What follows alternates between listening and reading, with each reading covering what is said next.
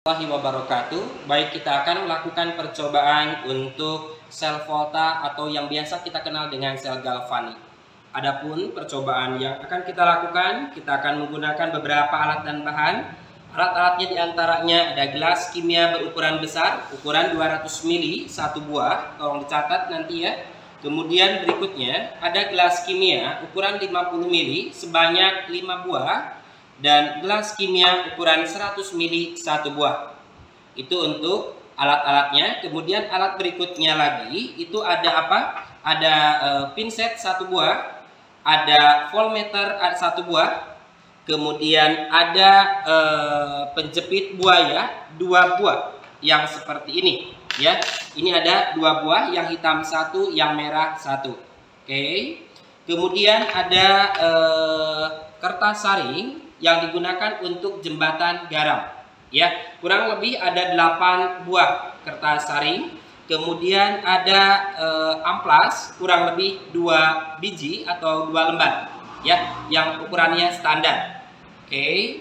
Lalu berikutnya untuk bahan-bahan yang kita gunakan dalam proses percobaan sel volta ini, diantaranya ada larutan MgSO4 0,1 molar, magnesium sulfat namanya, sebanyak berapa mili? Kurang lebih ini yang kita sediakan adalah 40 mili, 40 sampai 50 mili ya. Boleh kalian tulis 50 mili saja. Kemudian ada larutan ZnSO4, konsentrasinya juga sama, 0,1 molar ya. Kemudian ini namanya adalah zinc 2 sulfat. Oke. Lalu berikutnya ada larutan apa lagi? Ada larutan FeSO4, besi 2 sulfat 0,1 molar juga, volume yang disediakan 50 mili. Lalu ada larutan CuSO4 0,1 molar, tembaga 2 sulfat. Lalu bahan berikutnya ada jembatan garam yang terbuat dari larutan garam ya. Jembatan garam itu yang seperti ini. Jadi kalau kalian melakukan percobaan tanpa menggunakan jembatan garam, nanti tidak akan terjadi pergerakan pada voltmeternya. Oke, jadi ini sangat penting sekali. Lalu karena ini nanti yang digunakan, berarti kita anggap ini sebagai bahan juga ya. Bahannya adalah apa? Paku. Paku berarti terbuat dari apa? Dari besi Fe ya. Kemudian ada yang berwarna kuning ya, kuning orange, ini berarti ini adalah tembaga. Oke, tembaga. Ini hati-hati, perhatikan nanti ini ada warnanya sama-sama silver. Oke, yang satu ukurannya kecil dan agak sedikit lunak, yang ini ukurannya besar dan agak sedikit keras ya. Oh, kalau yang lunak ini, yang agak letoy kayak gini, itu namanya magnesium. Yang ini namanya adalah zinc, Zn. Oke. Pun 2 batang, besi pun 2, Cu pun 2. Jadi semuanya serba 2. Oke, terima kasih. Itu untuk alat dan bahannya.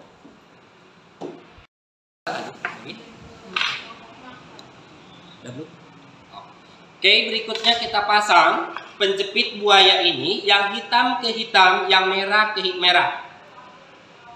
Untuk yang merah itu voltmeternya ada 1 volt, 10 volt, 50 volt. Nanti kita boleh menggunakan yang mana saja ya. Jadi kalau kurang nanti tambahin voltmeternya ya. Kemudian kita tancapkan ke sini ya. Itu yang warna hitam itu adalah sebagai anoda, yang warna merah adalah sebagai katoda. Katoda berarti reduksi, anoda sebagai oksidasi. Jadi kalau posisinya sudah tepat sesuai dengan deret volta yang sudah kalian pelajari di kelas, itu pasti menghasilkan yang positif. Tapi kalau ini nanti dibalik, itu pasti harganya negatif ya. Coba kita ambil yang pertama larutan besi 2 sulfat terlebih dahulu. Kemudian kita ambil Cu ya, CuSO4. Hati-hati ketika ini larutannya FeSO4, logam yang harus masuk ke sini adalah logam besi. Tidak boleh logam Cu dan logam lainnya, harus sama. Oke, kita masukkan, kita jepit pelan-pelan. Hati-hati nanti penjepit buayanya jangan sampai terkena larutan, nanti mudah korosi. Lalu untuk si Cu kita jepit juga di sini ya, jepit seperti ini. Lalu kalian dekatkan 2 tabung ini, 2 tabung didekatkan dan berikan apa? Berikan jembatan garam. Satu helai jembatan garam yang fungsinya buat menetralkan muatan. Coba perhatikan, lihat pergerakan dari voltmeter ini. Kita celupkan bagian ujung dari logam ini atau elektroda, lihat pergerakannya. Oh, dia bergerak ke kanan.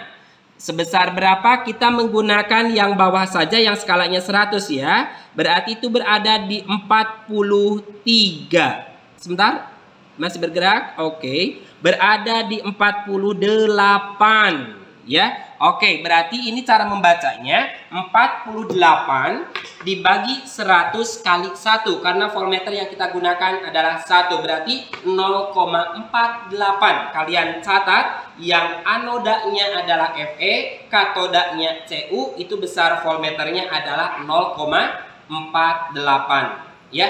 Kalau misalkan ini kalian balik, nanti misalkan Fe-nya jadi katoda, Cu-nya sebagai anoda, nanti harganya min. Minnya berapa? Sama nilainya, yaitu min 0,48. Jadi satu kali percobaan bisa kalian mengisi 2 data. Oke, kita cari di sini. Nah, ini untuk min 0,48. Jadi satu kali percobaan bisa kalian mengisi 2 data. Oke, kita cari di sini. Nah, ini untuk anoda, berarti anoda yang di sini tadi kita punya Fe ya. Fe di sini berapa? Fe anoda, katodanya adalah Cu, berarti kita ambil kolom di sini. Di sini nilainya 0,48 yang kalian dapat. Kalian masukkan 0,48, kalau data sini kan 0,18 ya.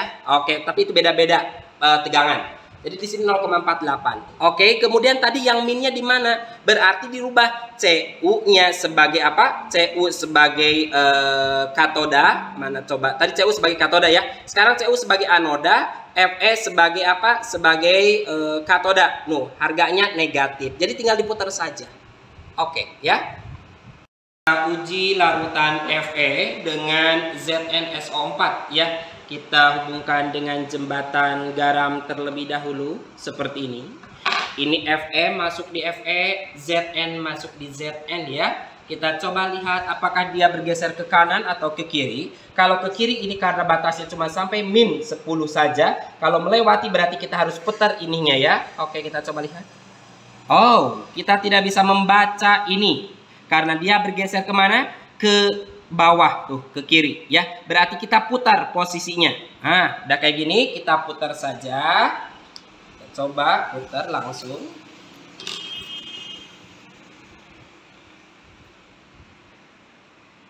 Oke. Nah, ini data yang hasilnya. Berarti ini pasti ke kanan, saya yakin karena tadi udah ke kiri sebelum diputar. Setelah diputar, coba perhatikan. Sebentar.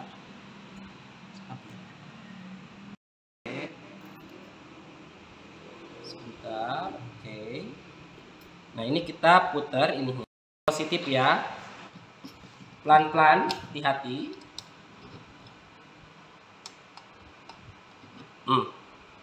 Sekarang kita lihat pergerakannya apakah ke kanan atau ke kiri? Pasti ke kanan. Oke. Berapa besarnya? Coba kalian perhatikan. Itu berkisaran di antara 39. Berarti 39 bagi 100 kali 1 berarti 0,39 ya. Silahkan 0,39 kalian catat di Fe dan Zn. Fe nya sebagai anoda, Zn-nya sebagai anoda, Fe nya sebagai katoda ya. Jadi nanti besarnya 0,39. Lakukan uji coba antara larutan MgSO4 sama siapa? Sama FeSO4 ya. Kita pakai Mg-nya di sini sebagai anoda, kemudian Fe-nya sebagai katoda, lalu kita masukkan dulu jembatan garam ke dalam 2 wadah tersebut agar bisa bergerak nanti ya. Kalau tidak ditambahkan jembatan garam ini, tidak akan dihasilkan potensial selnya ya. Dimasukkan, ini sudah pasti positif, nanti kalian tinggal ditukar saja. Berarti yang sebagai anoda Mg, lihat kolom anodanya Mg, katodanya Fe. Silahkan, berapa nilainya? Nilainya cukup besar, ini di 80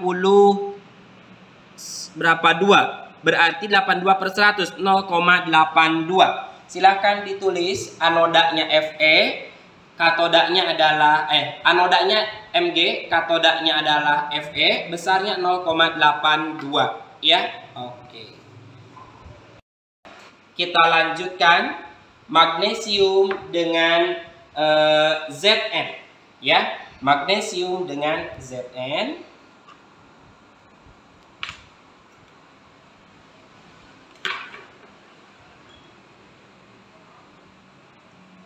Nih, untuk magnesium dan Zn coba kita lihat berapa voltmeter yang kita peroleh.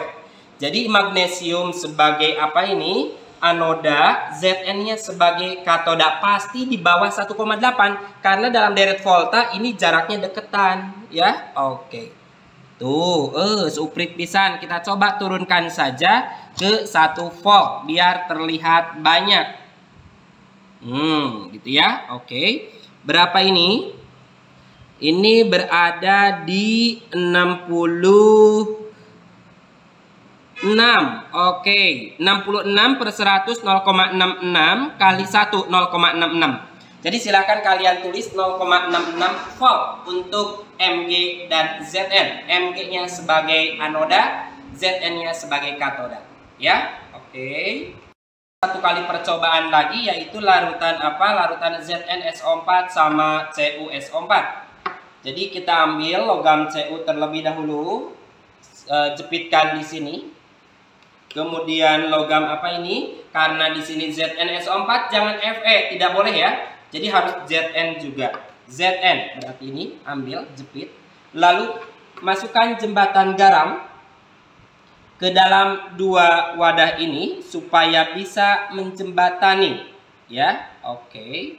Nah, kira-kira kalau misalkan jembatan ini terbuat dari plastik, apakah ini bisa berlangsung atau tidak? Nah, coba sambil dipikirkan ya. Ininya kertas saring yang kita buat. Kita lihat ini untuk Zn sama Cu. Oke, kita lihat pergerakannya. Ke kanan juga. Ya, ini yang positifnya. Berapa ini? Berada di 79. Ya, berarti 0,79 besar voltmeternya. Ya, silahkan kalian catat 0,79 untuk siapa? Untuk Zn dan Cu. Untuk yang positifnya. Kalau yang negatifnya berarti min 0,79. Jadi yang ini sebagai anoda, ingetin. Yang ini sebagai katoda. Nah, itu untuk percobaannya kita sudah selesai semua. Nanti kalian tinggal langsung jawab pertanyaan dengan tulisan yang rapi, lengkap, kemudian berikan analisisnya, berikan pembahasannya, kenapa seperti itu, ya. Oke, untuk sel A2. Jadi maksud A2 berarti yang bagian A tapi di nomor 2, berarti A2, berarti yang ini. Berarti Zn sama Cu, ya. A2 kolom A nomor 2, berarti Cu sama Zn yang kita ambil. Ya, kemudian berikutnya sebutkan fungsi jembatan garam. Tadi jembatan garam kalau tidak pakai jembatan garam ini tidak akan apa? Tidak akan bergerak. Berarti jembatan garam ini sangat penting sekali, yaitu untuk apa? Untuk menetralkan muatan. Ya. Kemudian berikutnya dengan menggunakan data potensial reduksi, hitung potensial A2, A3, B3. Jadi kalau saya ambil contoh untuk mengerjakan soal yang ini misalkan saya ambil contoh A2. Jadi A2 itu maksudnya apa? Berarti A-nya adalah Cu dipasangkan sama siapa? Sama Zn. Gitu ya. Tapi di sini mintanya adalah menggunakan data potensial reduksi yang ada di depan jurnal kalian. Jadi ini Cu sama Zn. Jadi kalian tuliskan nilai E sel sama dengan E reduksi dikurangi E oksidasi. E reduksi untuk siapa? Untuk Cu itu berapa? 0,34 volt dikurangi E oksidasinya adalah Zn. Zn nilainya min 0,76. min 0,76. Langsung kalian hitung 0,34 min kali min itu plus 0,76. Lalu kalian hitung ini 1 berarti positif 1,1 volt. Nah, ini yang kita dapatkan Excel berdasarkan perhitungan. Terus kemudian kalian buat A berapa yang diminta di soal sampai selesai. Ya, itu untuk menjawab soal nomor 3. Jadi nomor 3 mah menggunakan data ya. Kemudian yang berlangsung spontan dan reaksi yang tidak spontan dari hasil percobaan. Jadi mana yang spontan? Jadi kalian cari saja dari tabel tadi ya. Untuk nomor 4, ambil yang punya nilai positif. Misalkan di sini positif berapa? 1,8 tuh, lihat. 1,8 eta Mg sama siapa? Sama Cu. Tulis reaksinya. Mg sama Cu yang positif berarti siapa? A berapa? A3.